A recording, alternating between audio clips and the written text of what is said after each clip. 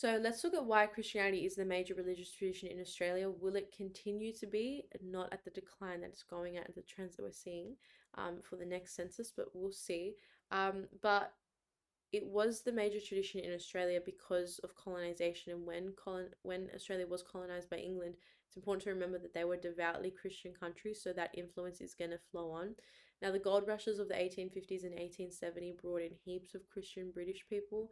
The White Australia policy also kept out other religious traditions until it was dismantled in 1973, and that's when immigration schemes came in and other religions were brought in. But up until then, the White Australia policy really kept religion and Christianity really tight within Australia. Now, after the aftermath of World War One, immigration from Britain wasn't just encouraged; it was also assisted and made easier. And that's why you look at immigration as a dash point. But Christianity has built up a strong infrastructure as well, and there's a lot of Christian schools, there's Christian universities, um, and all the different denominations, which is why it still is the major religious tradition in Australia today. Now, why it's declining in popularity, it differs. The number one thing is increasing secularization, and you can see that in the graph, and that's why I put it in. As Christianity continues to decline, more people are becoming secular. But realistically, there is a lot of dissatisfaction with traditional faith movements. There's an aging membership because a lot of Christian adherents are now aging, and as they get older and as they unfortunately pass away, so does the religion. And there's also a lack of migrant intake these days when you compare it to the immigration rushes that we had after the wars. And then there's a decline in regular attendance of religious services. So Sunday is no longer observed as a day of rest. When you go to specific European countries, there'll be no shops open on Sunday because it's a day of rest, and they're pretty strict and have quite a large amount of Christian adherence. But Sunday isn't observed as a day of rest for us. Um, Attending services also has become kind of burdensome to some. There's disillusionment with church institutions, but also a shift in how social interactions take place. And obviously, as we have different social issues like abortion and euthanasia, which Christianity and the religious traditions are going to have differing opinions on. A lot of people and a lot of, let's say you were a Christian adherent, but you don't really agree with that, you can definitely fall into that belief of like the disillusionment and not really feel like Christianity is aligning with your beliefs and values. Then comes immigration. So immigration impacts the current religious landscape and brought in a lot of the different denominations, but also a lot of other religious traditions. So post World War II, Australia underwent a massive change because it allowed 1.5 million British nations to migrate. And from 1945 to 1975, our population grew to 13 million, but most of it was European migrants from the Baltics, Eastern Europe, and Southern Europe, which led to the growth in Catholics and Orthodoxes. But because the White Australia policy was only abolished in 1973, religious diversity wasn't really enabled until then. So after 1973, that's when migrants from Vietnam, China, Cambodia, and Thailand introduced Buddhism. Hinduism was brought from India, Sri Lanka, and Fiji, and the first significant Muslim migrants arrived in 1967, and since then, Muslim immigrants have come from Lebanon, Afghanistan, Iraq, Iran, and Pakistan. So that's just some examples of how the other religious traditions have all come in from immigration.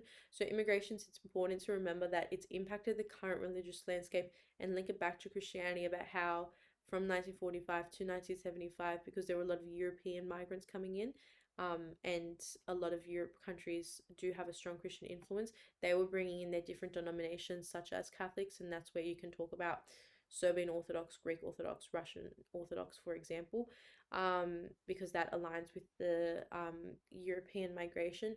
But you can also talk about how by abolishing the White Australia policy, there was more religious diversity enabled for Buddhism, Hinduism, and Muslim migrants. So this is a graph from the Department of Immigration and Border Protection, which shows the top 10 source countries of migrants from 2014 to 2015. And we just have this in here just for you guys to see where different countries and what different countries are bringing migrants of what religious tradition. So we've got India for the highest in this graph, who are bringing and spreading Hinduism. China is spreading Buddhism. The UK, we know, is spreading Christianity, and so is the Philippines, and so on. So that's just I feel like sometimes seeing the visuals makes makes it make a little bit more sense.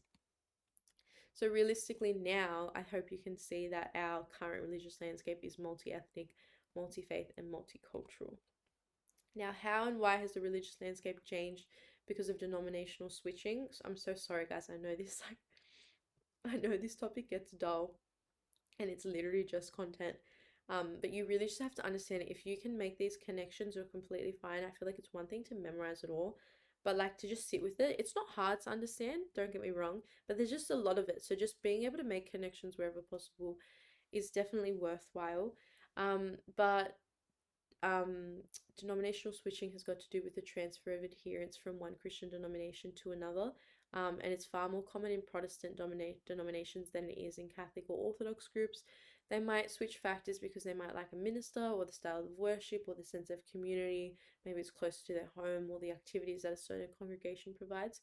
But there's also increased mobility where it's easier to travel to a church if you wanted to go to a church an hour away rather than just walking to your local parish church because there wasn't as much mobility back then as well.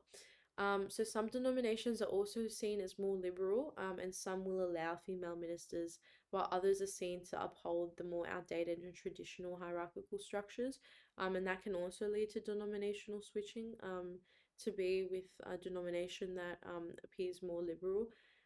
Identification with the Anglican faith has continued to drop at the fastest rate, while the Pentecostal faith has continued to increase at the greatest rate. So New Age religions come in, and they're increasing in popularity, and we want to look at how that's impacting the religious landscape. Now, New Age religion is literally just like an umbrella term, and it's just the range of spiritual beliefs and practices. All you need to know for New Age religion at the core, like defining it, is that it's fostering individual fulfillment, and it's very big on the individual. Young people specifically are very kind of encouraged to explore new ways of thinking and understanding, which are outside traditional conventions and religions and their code of behavior, which attracts a lot of young people towards New Age religions. And it can be followed as an alternative to or in conjunction with other more traditional religious practices. So you can follow a New Age religion instead of following a religious tradition, or instead of following a religious certain practice, or you can still, for example, pray and still be engaged in following a New Age religion and kind of have those practices in conjunction. So the main thing to remember is that um, New Age religions are individualistic and liberal. They tend to be spiritual rather than communal pursuit, and they relate to self improvement and self fulfillment. This can include numerology, astrology, yoga. I've just got some examples, but I do recommend to memorize like two or three. Just know like some examples of New Age religions, just because it's one of those things that you can do just to show your market that you know a bit more. We've got this question, but we're not asking on Slido. But if anyone wanted to comment, you don't have to if you don't like. But if you do follow any New Age religions or spirituality, you can tell us in the live chat what it is, and what it brings to your life if you like. But again, no one's forced to. I'm not really sure what's going on in the live chat, so we'll see if it's even going off. We'll see what's happening.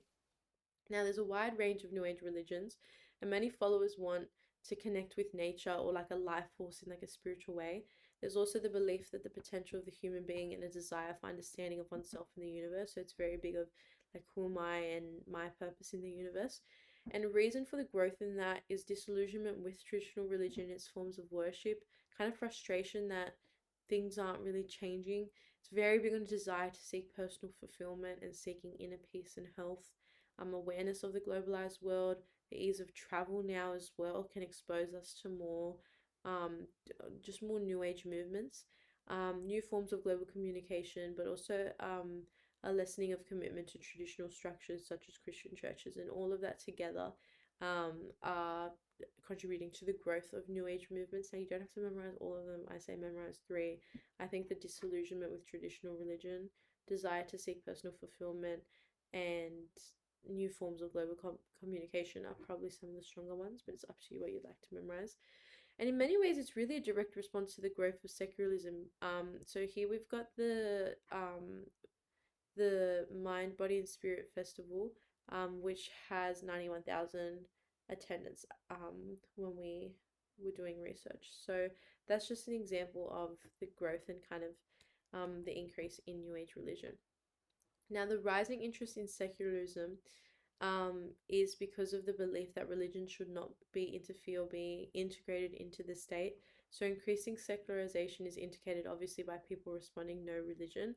Many feel a disillusionment with religions because they feel like actions of maybe a particular person or a belief of that religion is then inconsistent, and that might be because they believe in science or that they feel that the church is out of touch on current social issues such as homosexuality and women's rights, which we were talking about before. But churches still will play an enormous role and still do play an enormous role in the provision of education, health facilities, and welfare, which is really important to note. So the key to this is that concepts of individuality and following one's personal ideas is more essential than those of a group or an organization. And in 2005, 2008, 65% of all marriages were non-religious, and 9.6 of people chose not to answer the question of religion in the 2016 sentence. So I think that's just something important to note. But the rising interest in secularism kind of aligns with the growth of New Age, and both of them kind of have that same kind of disillusionment where it's like we don't really fit in, and there's no really like belonging, and this doesn't really align or mirror